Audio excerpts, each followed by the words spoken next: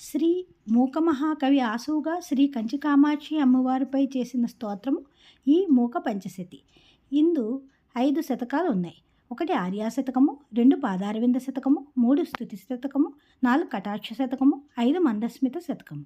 మహిమాన్వితమైన స్తోత్రరాజంగా వెలుగొందుచున్న ఈ శతపంచకమునందు అనేక నిగూఢ శ్రీ విద్యా సాంప్రదాయకమైన రహస్యాలు ఉన్నాయి. ఈ మూక పంచశతికి తాత్పర్యంతో పాటు విశేష వివరణ కూడా ఇచ్చి మీ అందరికీ అందించాలనేది నా కోరిక. తనను తాను పసివానిగా, శిశువుగా, కామాక్షిని తల్లిగా భావించుకొని మిక్కిలి భక్తి శ్రద్ధలతో దీన్ని పారాయణ చేసేవారు చేయాలి. దీంట్లో ఆర్యాశతకంలోని మొదటి శ్లోకం. కారణపరచిద్రూప